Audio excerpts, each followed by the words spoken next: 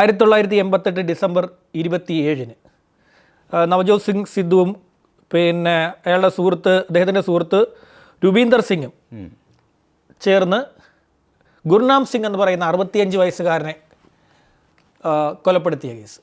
അതും ഇതാണ്. സിദ്ധുവും അദ്ദേഹത്തിൻ്റെ സുഹൃത്ത് രൂപീന്ദർ സിംഗും കൂടെ വാഹനം ജിപ്സി ആയിരുന്നു, ജിപ്സി കൊണ്ടുവന്ന് പാർക്ക് ചെയ്തു. പാർക്ക് ചെയ്തപ്പോൾ ഈ ഗുർനാം സിംഗ് എന്ന് പറയുന്ന 65 വയസ്സുകാരൻ ആ വാഹനം അങ്ങനെ റോങ് സൈഡിൽ പാർക്ക് ചെയ്യാൻ പാടില്ല എന്ന് പറഞ്ഞ് ചോദ്യം ചെയ്തപ്പോൾ സിദ്ധു അയാളെ തലക്കടിച്ച് കൊലപ്പെടുത്തി എന്നുള്ളതാണ് കേസ്. പിന്നീട് അത് സുപ്രീം കോടതി വരെ പോയി. എനിക്ക് തോന്നുന്നു 2022 അദ്ദേഹത്തെ 1 വർഷത്തേക്ക് ശിക്ഷിച്ചു, പഞ്ചാബ് ഹരിയാന ഹൈക്കോടതി.